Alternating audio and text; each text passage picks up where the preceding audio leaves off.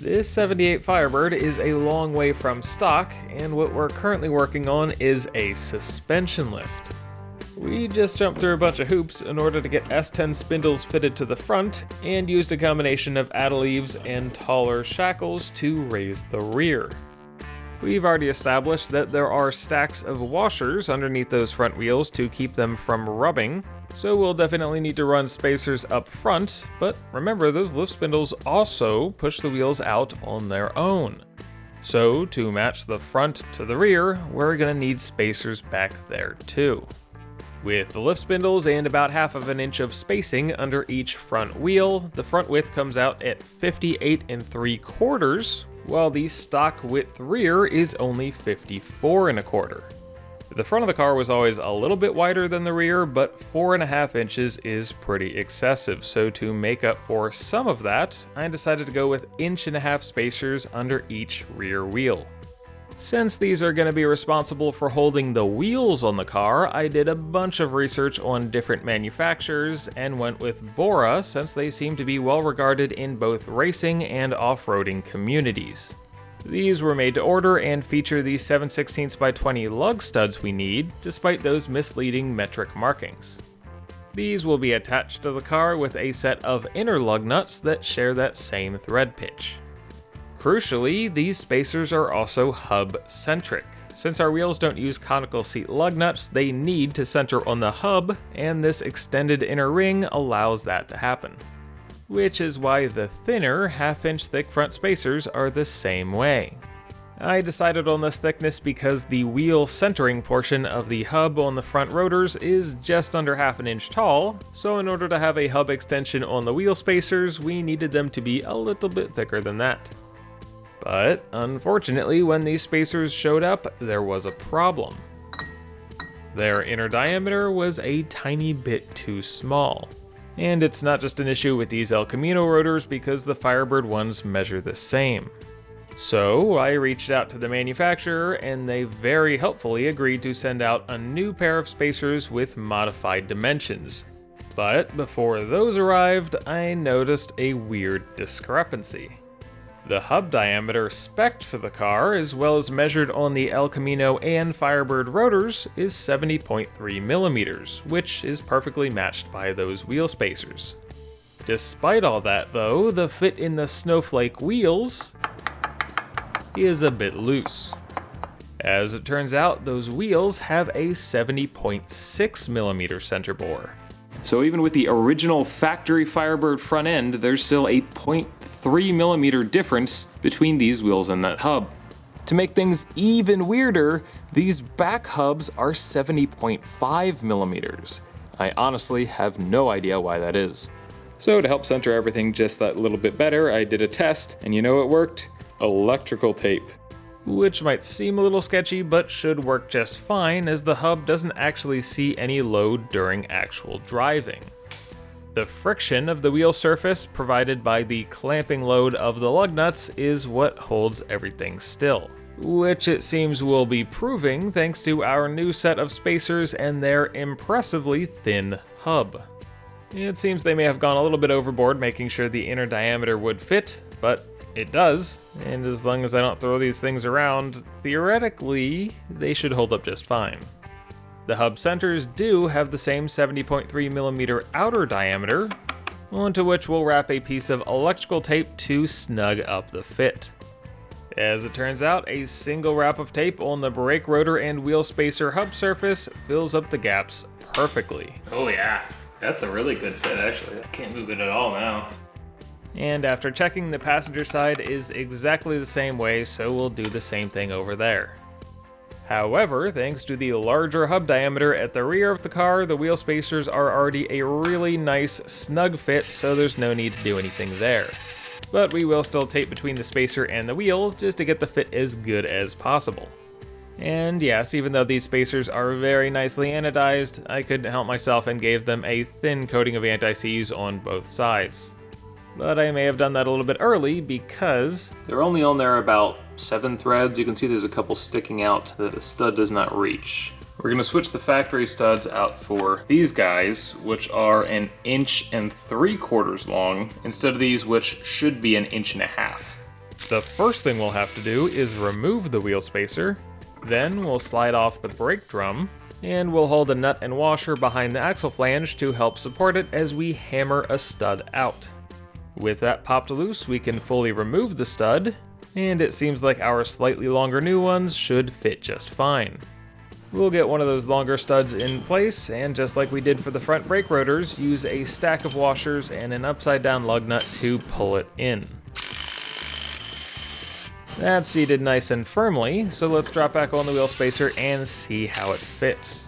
I mean, granted, it doesn't have the brake drum on it right now, but even if it was this long, it is still underneath the surface of the spacer, and clearly we have way better thread engagement, so we're going to go ahead and switch out all of them.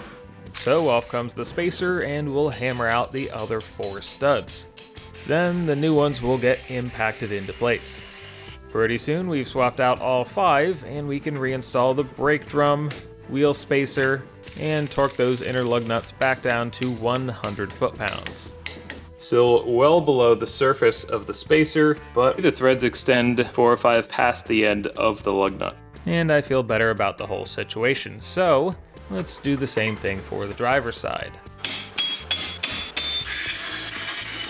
The manufacturer recommends against Loctite on these inner lug nuts, so we'll just have to come back through and recheck them after actually driving the car, which we won't be doing on these tires. Yes, they're totally fine and have a lot of tread life left, but we're going to be switching them out for a different size, which for the front of the car is going to be 215/75/15. They're only about 3/4 of an inch taller, but they're a fair bit narrower, which should help a lot with tire clearance.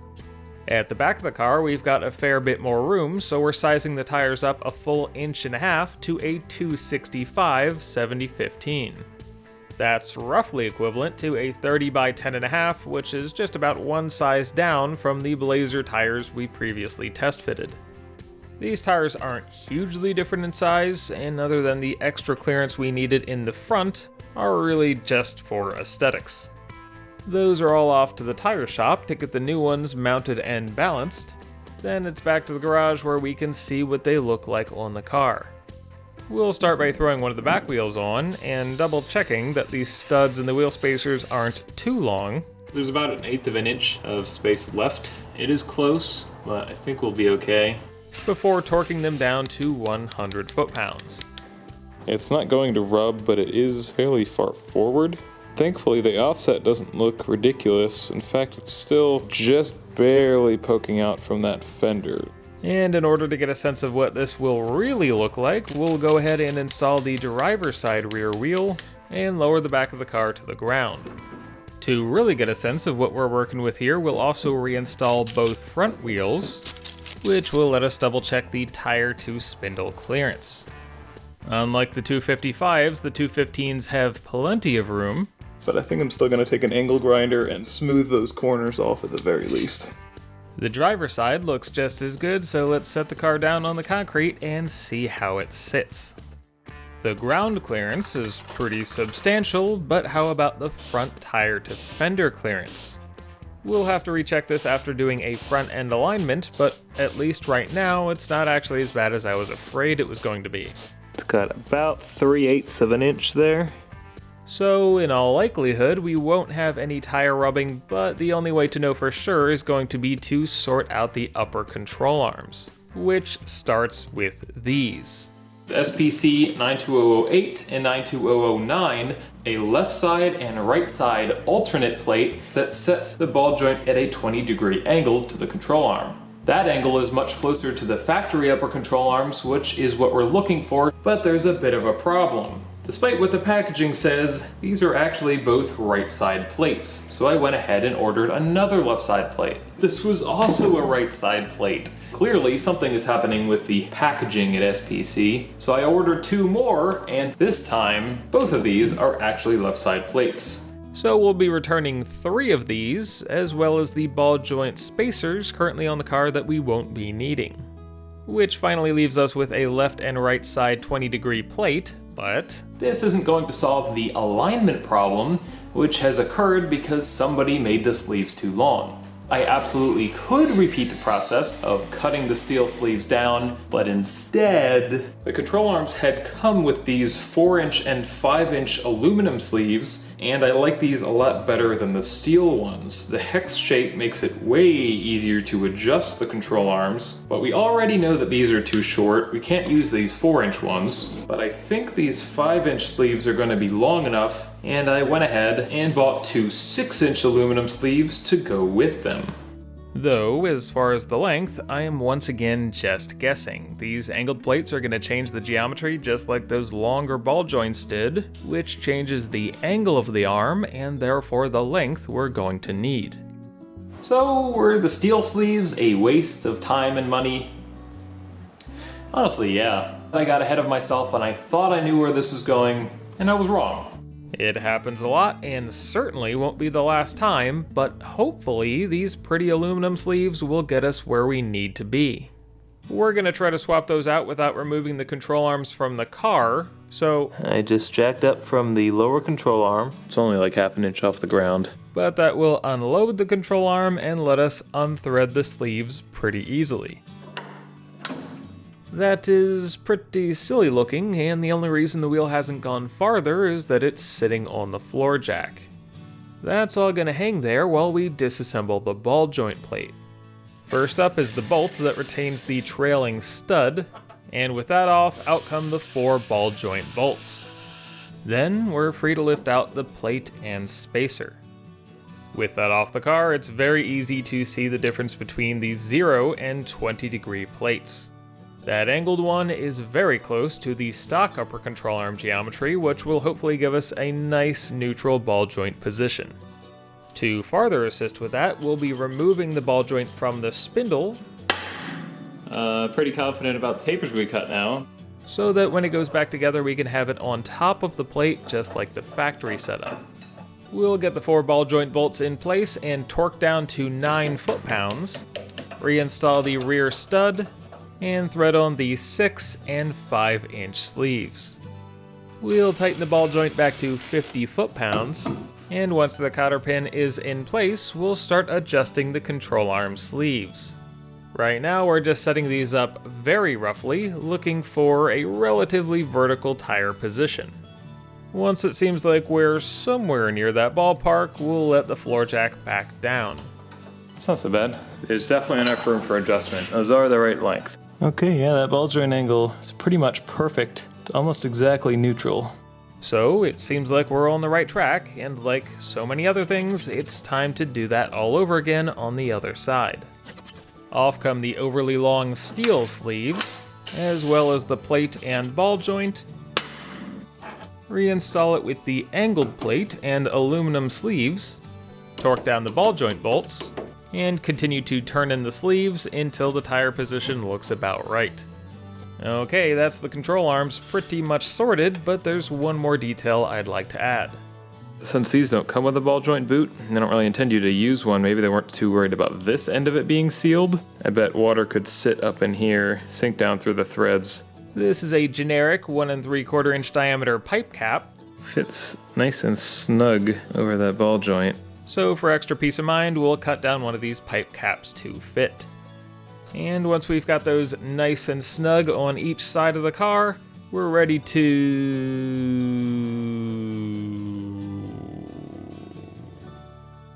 Well, what actually happened was we flew across the country, drove back, and I spent months editing the videos of that journey. Meanwhile, the Firebird sat untouched for 14 months. Well, maybe untouched is not the right word because it did become a storage unit. We're finally ready to get back to working on this thing though, so we should probably clear it off and figure out where to start. There is still a lot that needs to be finished. We may as well keep sorting things out on the front of the car, so let's get that up in the air and start brushing off cobwebs. Then, in order to get better access to all of the suspension components, we'll pull the front wheels back off. Before we get into important stuff, I decided I wanted to go back and remove the tie rod ends from the spindles, just because I changed my mind about reusing the old rubber boots. These polyurethane boots don't fit perfectly, but I think at ride height they'll be okay. For whatever reason, I decided that changing the inner tie rod boots was going to be too much effort, so for now, those are going to stay. And while we're doing things that I probably should have done the first time around, we're going to go ahead and smooth off those sharp corners on the upper ends of the spindles. The tires shouldn't be able to touch here, but just in case they do, I would much rather have it be a smooth transition that's much less likely to damage a sidewall. And after some shaping with a flap disc on the angle grinder, this is what we're left with. I did intend to do this before the first round of paint and mounting them to the car, but I kind of forgot, so better late than never. That's another small task off the checklist, but I do feel much better having made that change. Next up, I'd like to get the brake hoses on here. These are the ones for the front calipers that came with those S10 spindles. I did test them. I think they fit with everything going on there. Not 100% sure. And the only way to know is to bolt them on. We'll get a copper washer on each side of that fitting and torque the banjo bolt to 32 foot-pounds. Now we've got to get the other end of the brake hose connected, which is going to mean disconnecting the old one. That flare nut has seen better days, so this might be fun. Oh, and remember what we did to stop the rear brake lines from leaking? Yeah, that brake pedal has been pressed just a little bit for 16 months probably. So we shouldn't lose a ton of fluid when this line is disconnected, but I'm sure we'll lose some. Fortunately, we managed to crack the line loose with a flare nut wrench, and we can remove the retaining clip with a flathead screwdriver. We'll finish unthreading the line from the hose, but pretty soon it's obvious that there is a problem. The brake hose just isn't going to be long enough to reach that stock mounting location. The new brake hoses also came with these brackets, so it seems like these spindles have the same issue on an S10. We can get a little bit more length out of the brake line by removing it from this hold down, and we'll try the minimum effort solution of bolting this new bracket to the old one. But at least at full droop, that is still not enough. So we'll take that back apart. That's real reassuring that I apparently just broke the clip that came with those brake hoses. On top of that, I was just barely able to loosen that heavily damaged flare nut, so we're gonna have to address this. Which starts by using a tubing cutter to slice off the old flare, allowing the nut to be removed. Then, of course, we're gonna need to make a new flare. First, we'll install this bottoming plug. Then, with a new flare nut on the line, we can install it into the tool and tighten down these two bolts. We'll go ahead and remove the plug, visually ensure that the line is where it's supposed to be, and thread in the first side of the flaring insert. We'll tighten that until it bottoms out, remove it, flip it to the second side, tighten it all the way back down, and remove it again. Then we can loosen up the clamping bolts and remove the line from the tool. There's our flare. It should seal very nicely. Now at least this is fixed, but we are back to the bracket problem. I tried using a self-drilling screw to attach it to the frame here, which was close, but left too much slack in the brake hose. I tried to take that up with a big zip tie, but then the hose was a bit too short. The bracket also wanted to rotate with just the one mounting point, so we'll drill a second hole to allow for another. Then I broke a stainless self-drilling screw with the impact gun, but fortunately I was able to spit it out with vice grips. Having learned nothing from this experience, we'll finish mounting the bracket and attach the hose. Finally, everything seems to be clearing. The upper end of the brake hose and the brake line are firmly held in place, despite the employment of some less than ideal methods. This is really what's actually mounting it, since I couldn't get it far enough over to force it back into the bracket it was supposed to be in. The passenger side one is still in there. And if we trace these lines upwards, we have more hose slipped over them and zip tied together, but now they're real solid and away from just about everything. We'll have to recheck all of this with the suspension at different heights, and at some point down the line we should probably replace the zip ties with a bolt-on mount, but for now they'll be fine. And since the hydraulic system is finally connected, it's about time we actually install the brake pads. We'll give the rotor surfaces a thorough cleaning, pop the new pads into the caliper, and slide it back onto the spindle. We'll get the bolts back in place, snug down, and torque to 37 foot-pounds. That's all looking right as rain until we turn the spindle all the way to the left. With the brake pads installed, the back of the caliper is hitting the steering stop on the lower control arm. This only happens with the wheel turned very far, but pushing on the back of the caliper could apply the brake on that corner, which wouldn't be ideal. Since the stop is just riveted to the lower control arm, I decided we would go ahead and drill those out to remove it and see where the caliper ends up without it there. Later on, the stop could always be reinstalled with bolts if need be. We'll start off with a 3/16 of an inch bit and work our way up in size until the heads of the rivet are just barely hanging on. We'll knock those off and then hammer on the back side of the stop until it pops loose. We'll finish this up by drilling the base of the rivets a little bit farther and using a punch to fully remove them. Then we'll scrape off some of the excess grime and turn the steering all the way to the left to once again check clearance. That totally worked. The caliper does not hit the control arm at all, even at full lock. It really didn't need much, maybe just an extra quarter inch or so. At some point, we should make steering stops that bolt in place of the old ones and actually contact the spindle, but for the time being, we'll just be careful not to throw the steering end to end and possibly damage something in the gearbox. That about finishes up the driver's side, and now we get to go do it all again.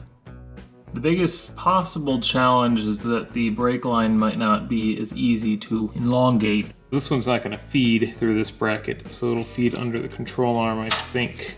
We'll just have to figure it out as we go, so let's get started. Whoa! With the clip extremely out of the way, we'll disconnect the brake hose and remove its bracket. Then we'll unbolt the fuel line from the frame and feed the brake line underneath it. That gives us enough slack to position the brake hose neutrally, and once the bracket's been attached to the frame, we can put all that together. And of course, this side is going to need a pair of brake pads as well, which catches up this side of the car to the progress on the driver's side. We've got plenty of clearance to the control arm. And way more to the headers that was basically touching before. So even though we didn't set out to do it, that's actually a bit of an upgrade. The last thing we'll take care of over here is removing the steering stop. Just like on the driver's side, it hits the back of the caliper, so it's got to go.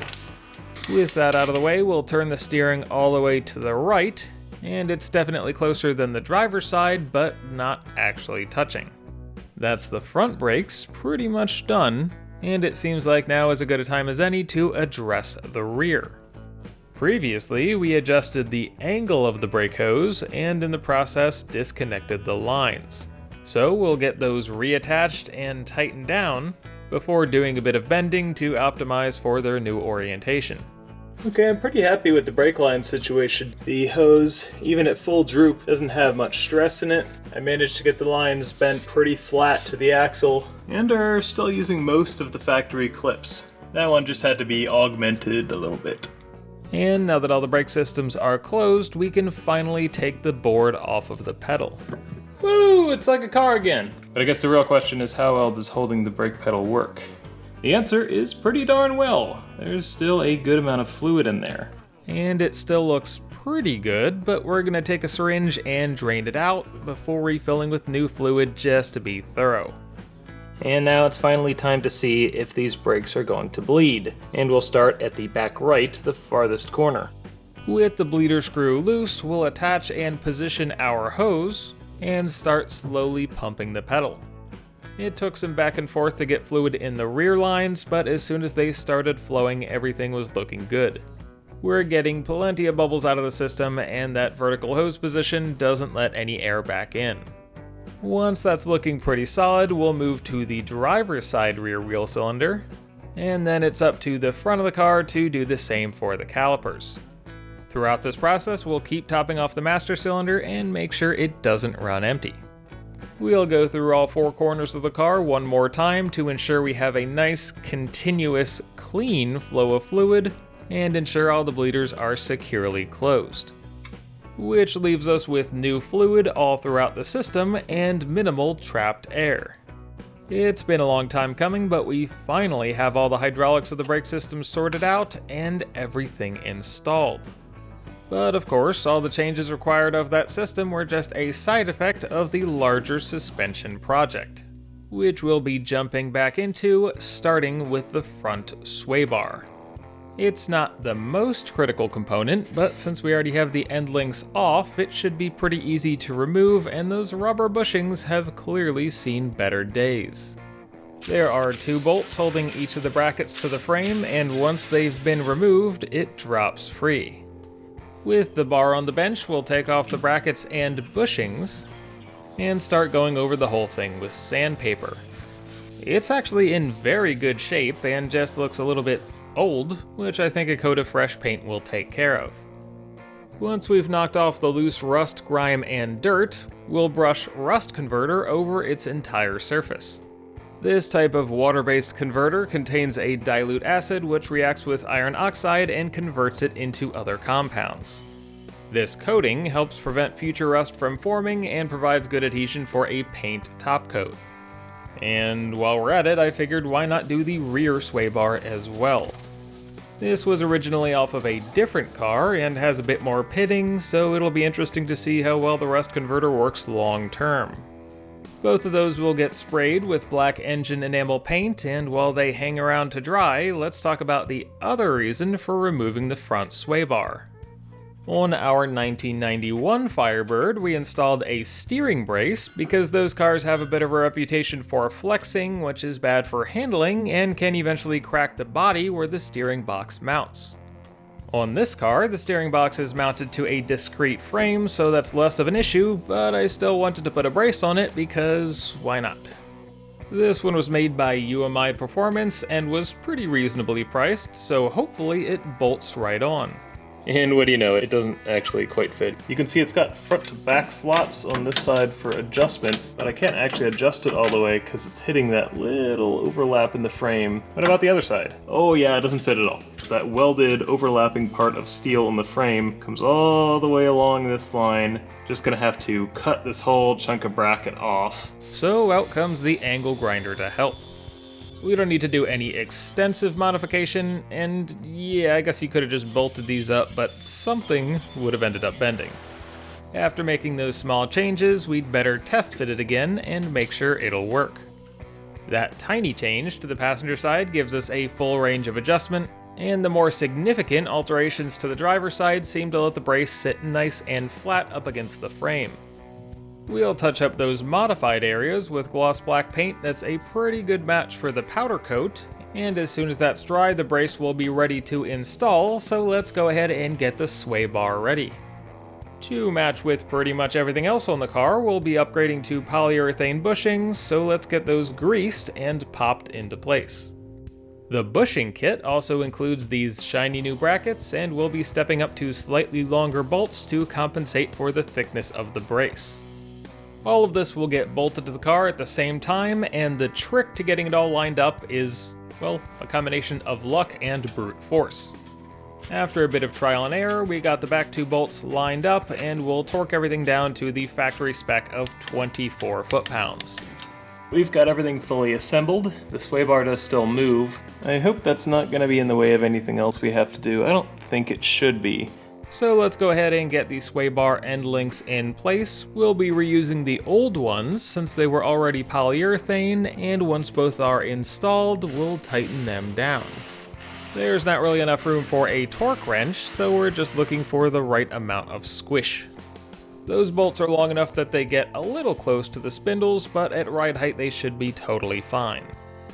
That's the sway bar and steering brace finished up, and with them, the vast majority of the work on the front end. Of course, we'll still need to give this thing an alignment, and the rear suspension needs a fair bit of buttoning up, but I think that'll have to wait until next time.